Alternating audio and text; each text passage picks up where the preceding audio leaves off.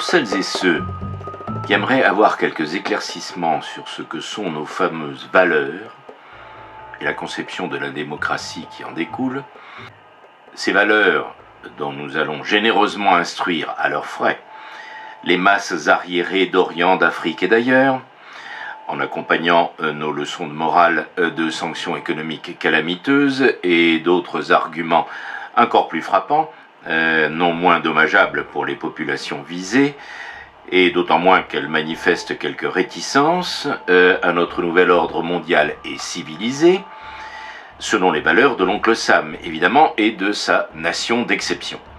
Alors, pour celles et ceux-là, ils savent que pour ce genre d'éclaircissement, il ne faut pas trop compter sur notre classe dirigeante et encore moins sur notre appareil idéologique et de droite et de gauche, désormais, d'exception culturelle française, naturellement.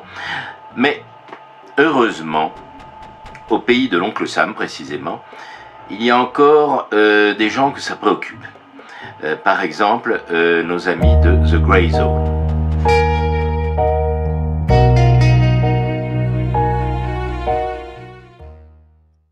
What you're about to listen to is audio of a phone conversation between me, Grey Zone contributor Alex Rubinstein, and Leslie Aun, who happens to be the vice president in charge of communications for the National Endowment for Democracy.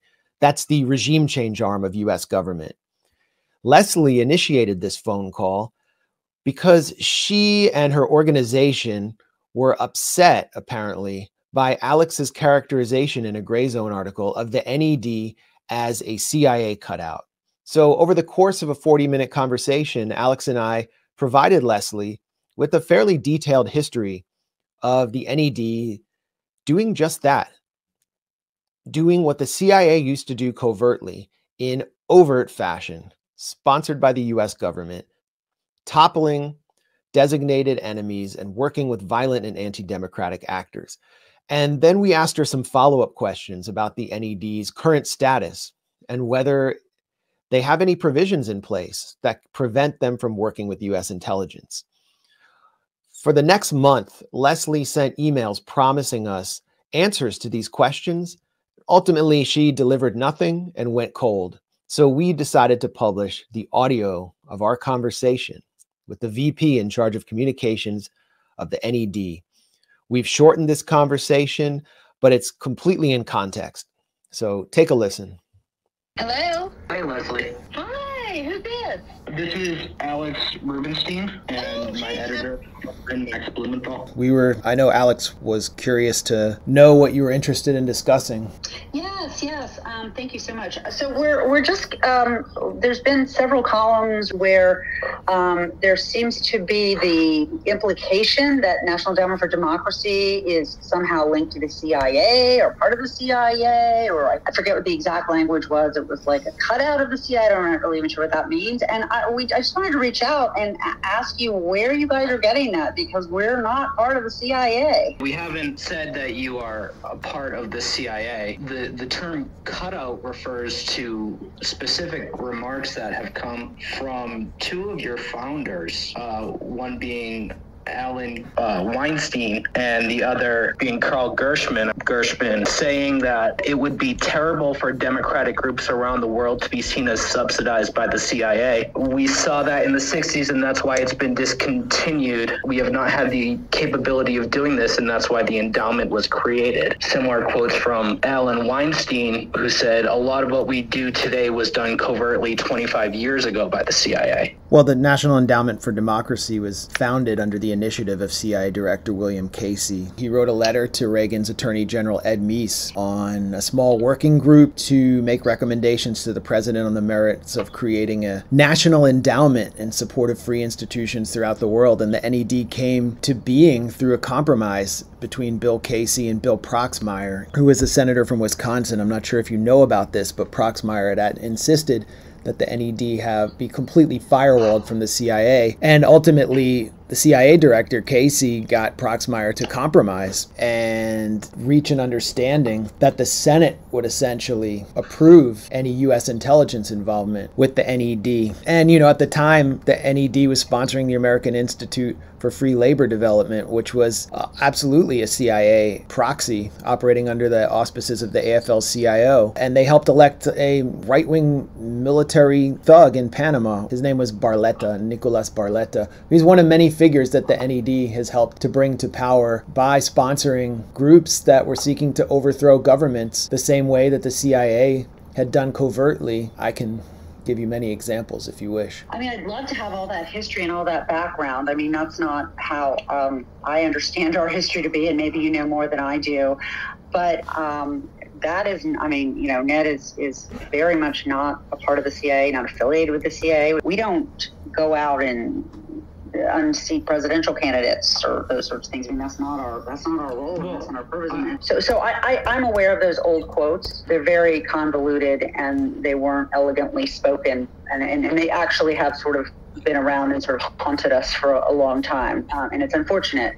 I think if you read between the lines, what they're saying is the CIA used to fund pro-democratic activities, and that we had a specific, that Ned was going to be separate and different and independent, and we are independent. But I'm really curious to know all the rest of this stuff, because I frankly didn't know it. Like, where would I find this information? I'm surprised that you don't know it if you're working for an organization. I mean, you should know, and the NED is proud of the fact that it spent nearly $1 million or maybe more to unseat Daniel Ortega and the Sandinistas in the 1990 election in Nicaragua and install a neoliberal, Violeta Chamorro. The National Endowment for Democracy proceeded to sponsor, to the tune of over $1 million, NGOs and media organizations in Nicaragua that fueled a violent insurrection in 2018 that has left over 200 people dead, including many Sandinistas I interviewed as a journalist. The NED sponsored the career of Juan Guaido, who has led a military coup against the Venezuelan elected leadership in 2019. The NED also sponsored, to the tune of hundreds of thousands of dollars, the party of Leopoldo Lopez, who is Guaido's mentor, Lopez being the de facto leader of Venezuela's insurrectionist opposition, who led a military coup in 2002. After forcing Chavez, the elected leader, out of office, Lopez stood at his desk. This event was endorsed by the International Republican Institute's director at the time, who is a subsidiary of the National Endowment for Democracy. We've seen NED-sponsored groups invade Hong Kong's parliament and attack the parliament in the same way that January 6 rioters did. We've also heard that from Karl Gershman himself, calling for regime change in Russia at this time that the NED was sponsoring groups that were involved in the overthrow, the violent overthrow of Ukraine's elected president, Viktor Yanukovych. So I don't know how you are unaware of any of this activity or deny its existence. It's all a matter of public record. And this also happens to dovetail with the CIA's agenda of ever since its existence. Well, I can assure you that we're not part of the CIA. So how can you assure me, Leslie? So Leslie, what assurance can you provide us? What assurance can you provide us that U.S. intelligence has no involvement and does not collaborate with the NED? Are there anything concrete you can point us to? How do you disprove something? That's sort of like a negative thing. Do you have any evidence that we are colluding with the CIA? Because I got to tell you, I'm on the leadership team. I report to the CEO, and we have lots of meetings all the time, and there's been no one in the CIA in the office. So I'm not even like joking. Like I would not work, I definitely am not part of the CIA. I'll just lay that out on you. Right. Well, I understand the forward-facing presentation of the NED, and I've been to some of your events, spoken to your people and your grantees, but I asked you what concrete measures the NED has put into place to firewall it from U.S. intelligence. And also I was wondering if you have any provisions that forbid grants to supporters of violence. First, maybe we can cover what concrete measures the NED has in place to prevent collaboration with U.S. intelligence. I mean, it's a really good question. Do you have an answer? I don't know if it's in the statute. I don't know if it's, I don't know. I'm going to sound like an idiot. I don't mean to sound like an idiot. I don't know if there's anything specific in the statute. So I should ask, and I will ask if there is.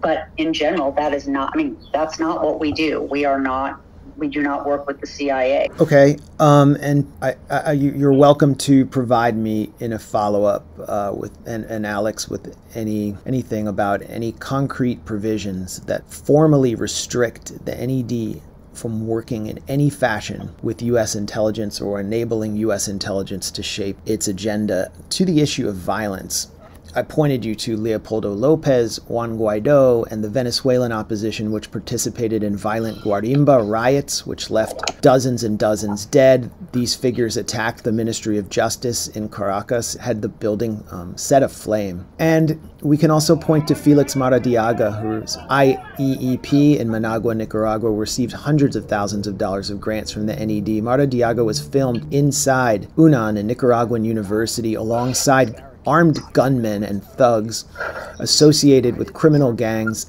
as they took over a university and then began to attack the Nicaraguan police. These riots in 2018 between April and July, which I personally covered, I interviewed victims of the violence there, left over 200 dead on both sides, including 18 police officers. Then we have Bellingcat, which receives hundreds of thousands of dollars from the NED. This is a media organization based in the US and UK. And its Russia director, Christo Grozev, as Alex recently reported, went on Sky News to justify the terrorist bombing of a cafe in St. Petersburg, targeting a Russian war journalist, Vladimir Tatarsky. He said that this attack, that Tatarsky was a legitimate target. That's his precise words. And he disputed the idea that the cafe was a civilian target, even though it clearly was. And I just wonder how any of this fits with the NED's mission of supporting peaceful transition when these people are on the record and in the streets participating in violence and justifying it in media. I mean, we do not support or condone violence. Absolutely not.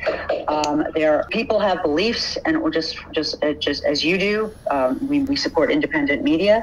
Sometimes those media have different beliefs. They may say things that are different from what we say. We are not there to censor them, but we do not, as an institution, condone or support violence. I'm not going to pretend that I know the ins and outs of every single one of these scenarios that you have laid forward for me. I'm not a country expert in those places, but I will tell you that NED is not part of the CIA, and we don't support or condone violence. And it's hard for me to think of how I will go back and look at the statute that created us.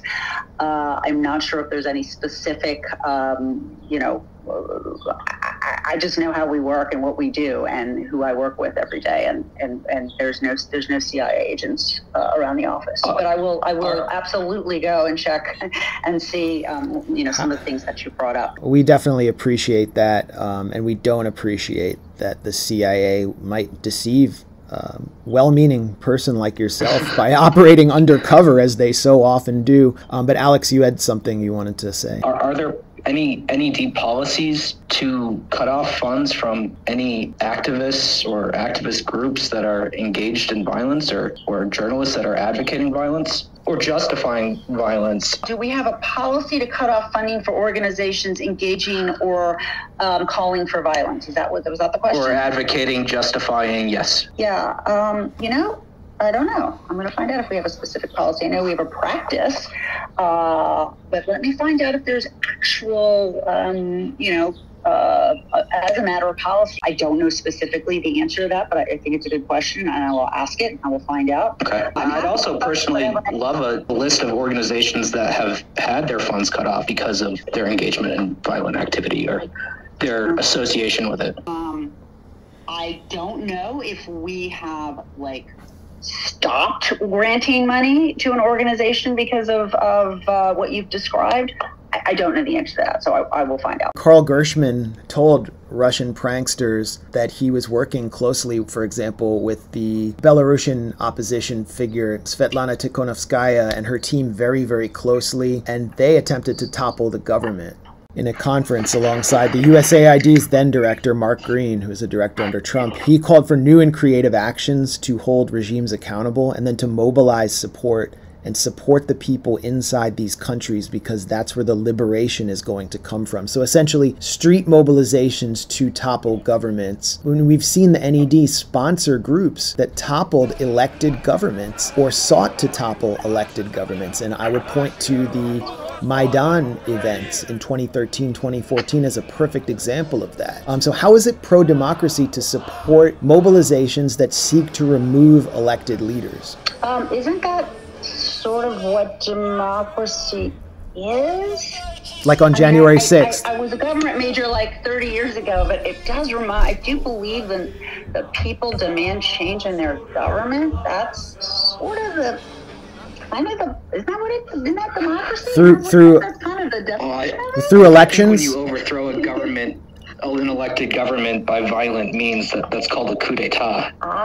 Okay. Well, I wasn't. We are about elections, fair and free elections. We're not about violence. How do you ensure that their views are majoritarian? If it's a minority of people who you're supporting, seeking to bring about a new government, is there any kind of polling that's done to confirm that their views are majoritarian? We don't.